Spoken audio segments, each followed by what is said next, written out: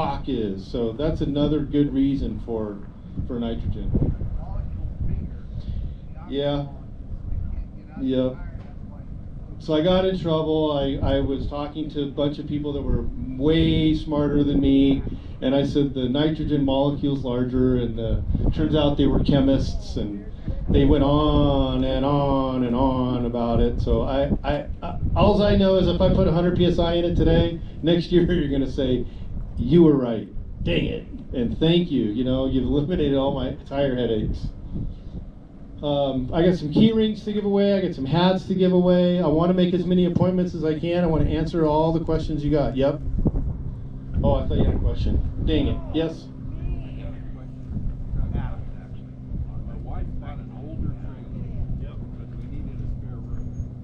Now she decided she wants to drive her trailer. Okay. So I wasn't going to get anywhere until I was back in town. But it was set up originally for equalizers, floating twice again. So I went Okay. without really understanding the weight. The truck that I'm driving was weight. Now to start resolving all of that, do I have to have a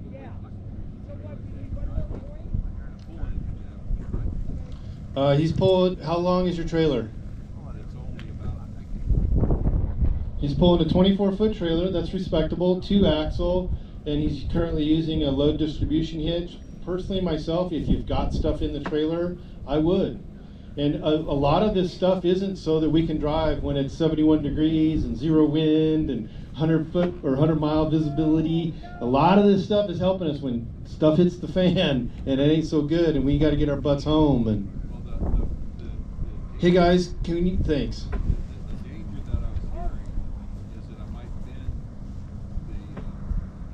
the On an FA350, absolutely not. You're not bending. No. By the time you bend something on the trailer, that thing's come up and hit you in the chin and you've lost 3 fingers. Yep. I don't know if this question has too many variables. I'm driving an old E-Series van. Yep. I just upgraded to a 50 amp DC to DC. Yes. What's the minimum alternator that I need to upgrade to? Because I can't get So you got lithium batteries, and he's protecting his engine alternator from overcharging. An empty lithium battery is going to say, give me as much as you got. And if you've got a 100 amp alternator, it's going to ask and it's going to get 100 amp for it if it's connected directly. He's put a DC to DC controller in place. I would go down to 15 amp, or if you said 50, I would drop it way down to 15, because your E-Series is probably an 85 amp or 125 amp, and we need to protect it, because it will keep putting juice back in that battery until it says no. So what are your thoughts about putting like a high amp, like an emergency vehicle alternator on it, or a custom alternator? So what year is your E-Series? 92. So he's got an 24-year-old. How many years is that? He's got an older 92 series. We're in a situation where parts. So all of a sudden I'm in 3/4 of the trip. I'm in Grovon Campground above Yellow or above Jackson Hole. Everything's good, and whammo, I lose an alternator, and now you're in deep trouble because you can't go to AutoZone.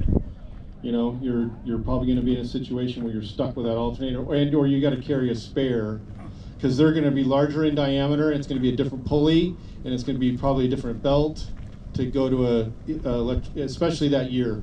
Some of the newer stuff you can probably even put a second alternator on. Yeah, there's no real estate under the. Right. 1%. Yeah, we're out of room. Okay, thanks. Yep. Yep. What are the steps that I need to go for? I've got classic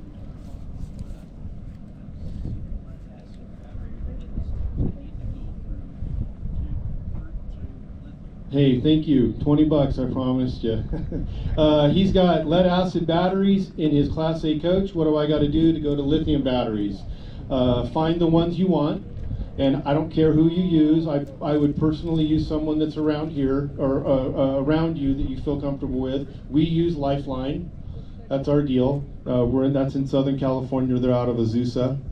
Battleborn is here. You can get batteries from them. I would look and buy a battery that you can talk to on your phone. So that's with Bluetooth. Make sure it has a really good app, and make sure that app has good ratings. You know, not 1 out of 10,000 people have enjoyed it.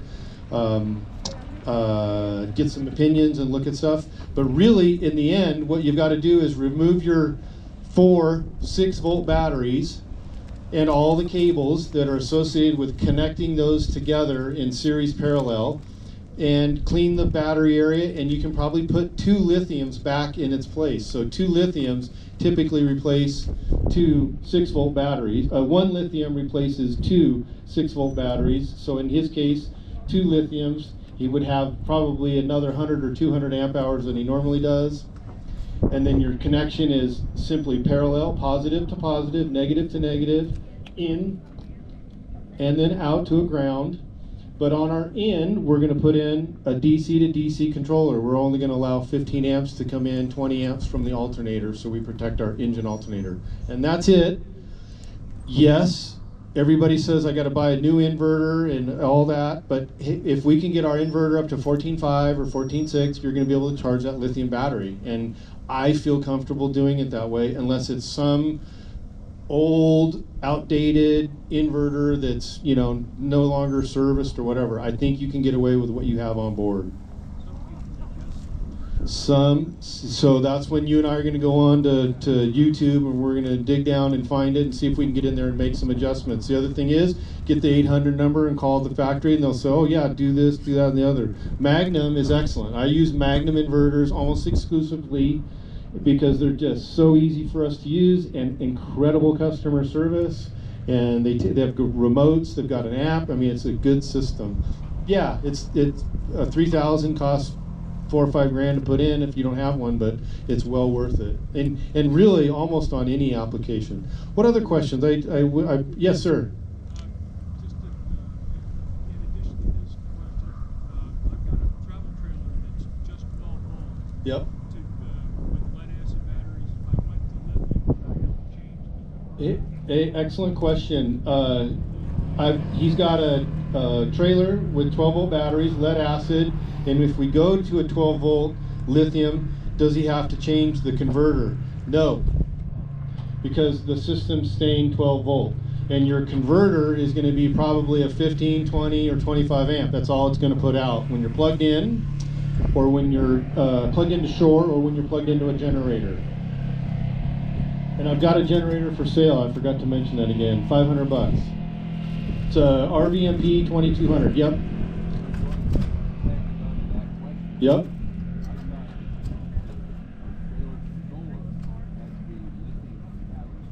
So, on a trailer, he's saying, does my battery charger need to be lithium compatible? And if you have an old trailer, we probably need to update it anyway. And almost all of the 12 volt or converter that's available are going to be rated for lithium.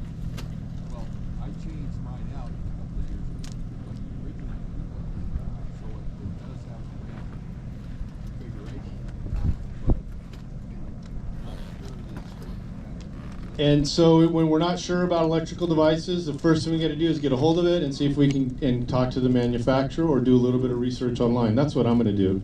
And yes, lithium needs to be revered. It needs to be. We need to make sure that we're doing it smart.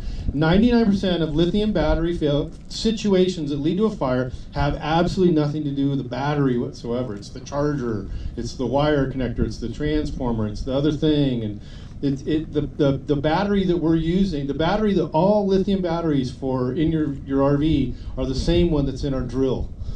So it is totally safe. There's virtually no issue whatsoever. And the truth is we don't hear about all the batteries or all the fires that come from lead acid batteries, from 20 years ago.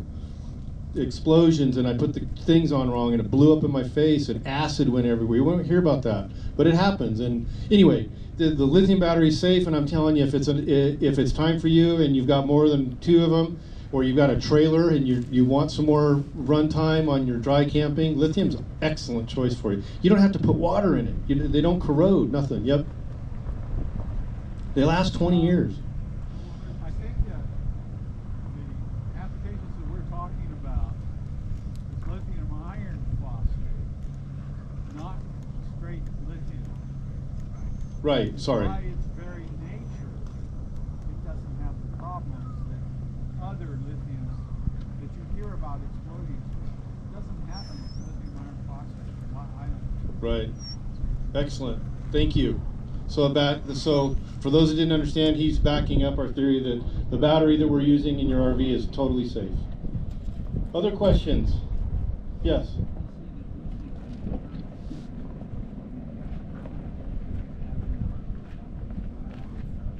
12-volt controller for my Starlink. I haven't done yet. I just looked it up on Amazon, and they're there. So I think it's something that we're going to look into. And what I want is I want you to be able to plug it into a USB port and get your power. So I haven't perfected it yet. Yep.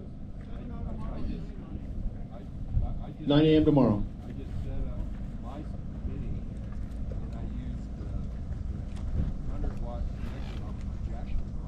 There you go. Yeah. So I'm a favor of Jackery, Bluetti, all that stuff, especially the ones that got a little 30-amp RV plug. I think that's ingenious. At home, I've got the Jackery 3000. They had it on sale half price at Home Depot a couple months ago. And that's got a little 30-amp RV plug. That's a 3,000 kilowatt hour device. I mean, that can get me, I've done correctly, I can live at home for a couple days, refrigerator, some internet, being super conservative, and I like it. And certainly it's going to help us here in a motorhome, and if we've got durable medical equipment, that's an excellent option to not having to go to a series of lithium batteries. That thing's right there. You can plug in right there, you can plug your RV into it, power the whole thing. Pretty much everything but air conditioning, but it's amazing. I think we're real lucky. Yes, sir. Just want to make a comment. You mentioned battle-worn batteries. Yep. And historically been very good, but recently they've had a lot of problems. The connector, yeah, they've got a connector that's come loose. I get it. I hope that when we screw up that everybody doesn't hammer on us. I'm sure they've addressed it. I don't know if it affected all the batteries or what their situation was. I think that they're sort of on the top of the deal because they've done a tremendous amount of social media and a bunch of marketing. They've been wildly successful. I mean, they'll go through pallets of batteries at the show, and they'll carry them out and put them in your vehicle for you. But what they don't tell you is you need a DC to DC charger, and they don't tell you the rest. It's just a little kid, taking it out to you on a kind of cart. Thank you. So I get it, but that's not us. I want you as a customer. I want to see you at my RV park. I want to see you in Redlands, or I want to see you again here next year. That's what I want. I want to see you again. I want to know that we took care of you. I want you to come up and say, hey man, you helped me out, or you helped my buddy out, and that's what we're there. I've many years of doing this, and that's our success. I tell my guys all the time, we do our rallies, Indio, Quartzfest, a couple others every year. We do the same stuff every year. Our job is to get these people to believe and trust in us and to give us a shot. And then for us during the year is to make sure that we keep you coming back. We give you good information. We make an appointment for you. We talk to you. We let you stay at the Grove. We find something that was under. One of the young guys that are working for us find something to help you underneath. So that's what it's all about. Other questions? Do I do tires? I do. Oh, back to tires, and then to you. Don't let me forget. Yep. Balance beads in a tire. If you can't or don't have spin balance and it's a mobile and a portable situation and you're stuck on having something that's addressing balance in your tire, it's better than nothing. I can't give you any proof that these balance beads or this sand or these silicone things or these golf balls or I can't give you any proof whatsoever that balance beads work and that can give you another 8 or 10 years on your tire. Well, hold on a minute. Our RV tire is only good for 6 or 8 years anyway. I've never had an issue related to balance. Why am I worried about an issue related to balance? I think with today's aluminum wheel, and I think with today's manufacturing, I think most of the tires from Tier 1, Toyo, Michelin, Continental, Hankook, most of them don't need a tremendous amount of balance weights and that sort of thing. What do? We spin balance. Do I do beads? No, I don't. The reason I don't do beads is they make a mess. They make a mess at my shop. They make a mess every time we service it. They're all over the place, and they're hard as heck to get. They're little silicone beads. They get all over the place. I hate it. So they're a pain in the ass for us, and we don't use them. Yes. Yes, I lived in my RV for 15 years. I've done just about everything imaginable to it. Yep. So I've learned that servicing your equipment is the most important thing, like hot water heaters, Yep. changing out the zincs and stuff like that can eat the tank, Yeah. electrolysis. Yeah. So a lot of people don't know that servicing all your equipment will give you better performance. Yep. He's volunteered for next year's RV maintenance schedule program seminar, and we're going to talk about all kinds of things. The truth is, it's a pain in the ass. And there's a bunch of stuff that you should think about doing. Am I here to say you're bad for not doing any of it? Absolutely not. I don't want you to do it. I want you to count on us to do it.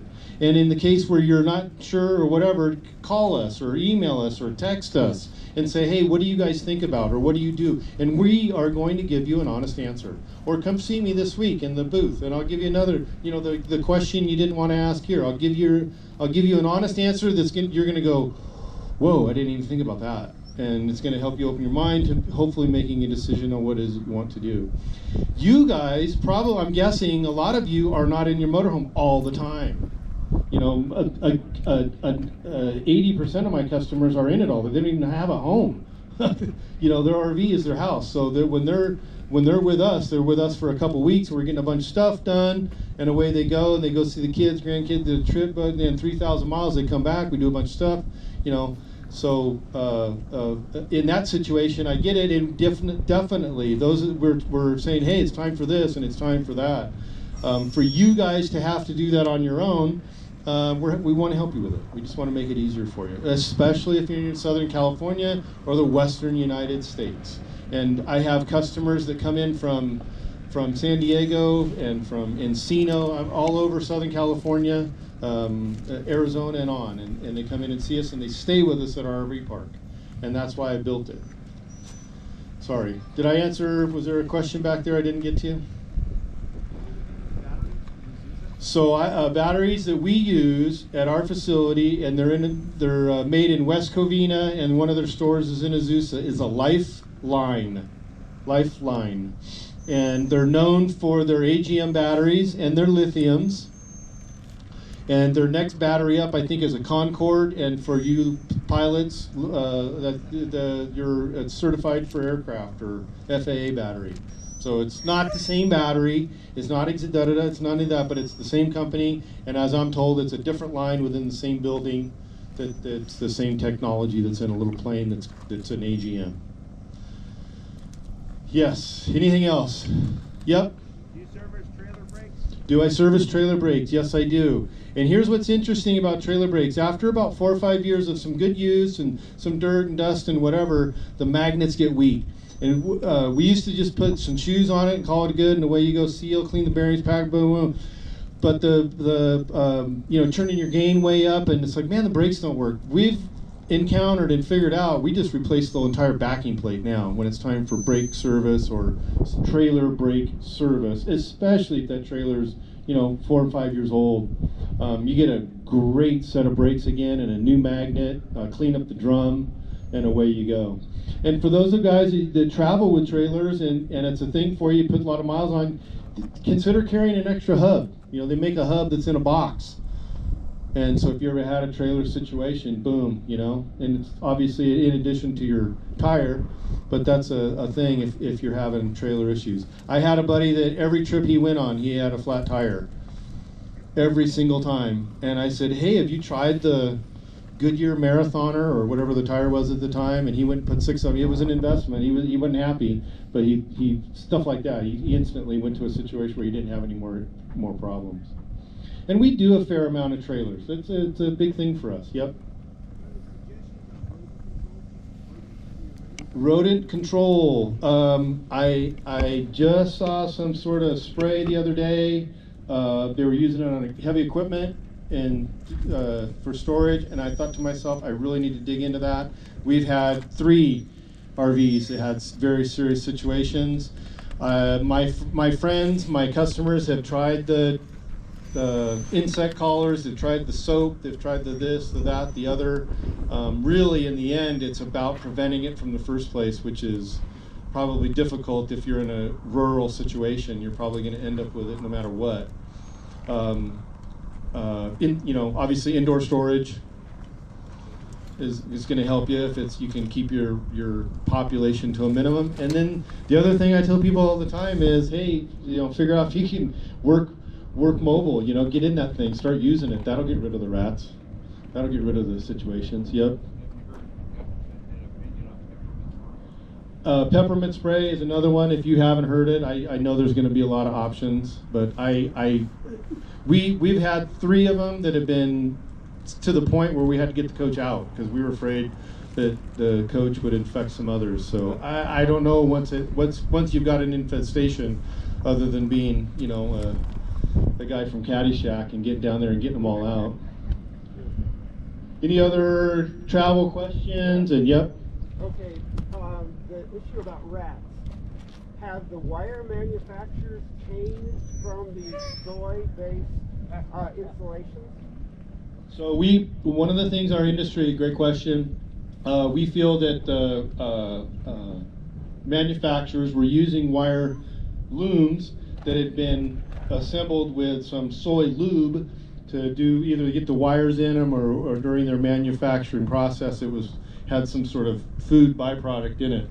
I thought the insulation was made of Insulation around the wire, yes. And so we feel that the rats were attracted to that, and it's been proven, and you can see it, and they have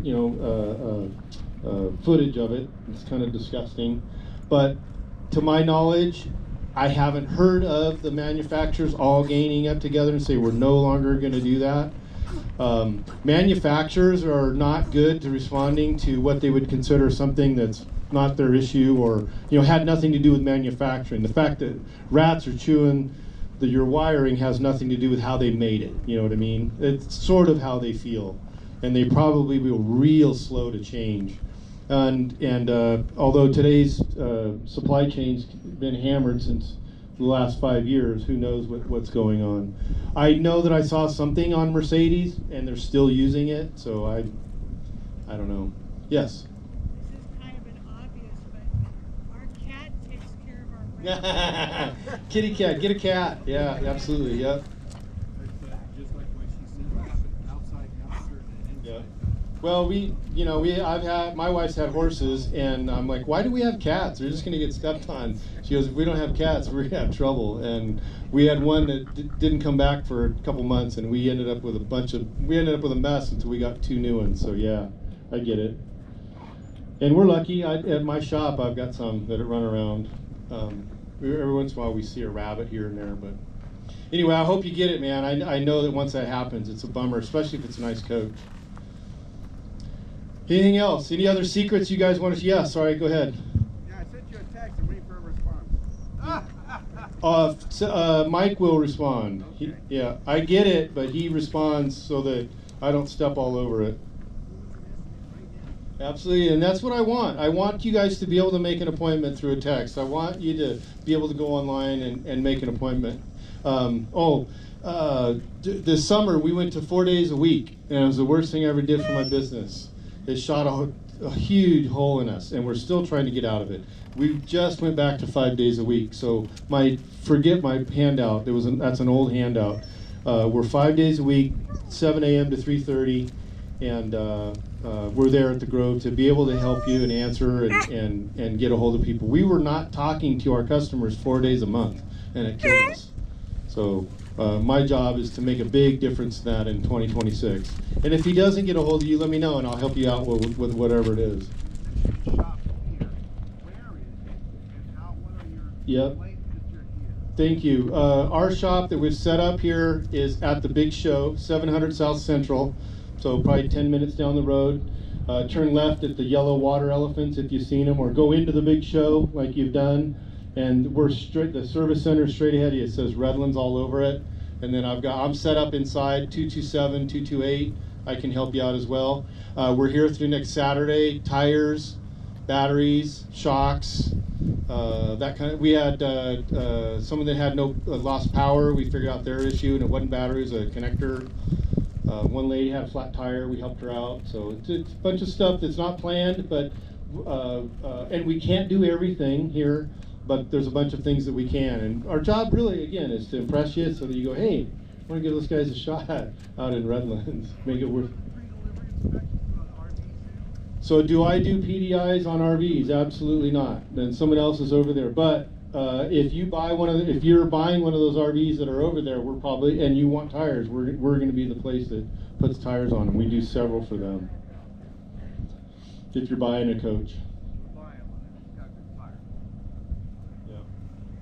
I was just wondering if you don't want to do it. But anyway, you guys, thank you very much. I'll be here. Yep, and I don't need to go anywhere. My truck's over here. I'm going to put my stuff up. Again, if you have any other questions, I'm here to answer. Thank you.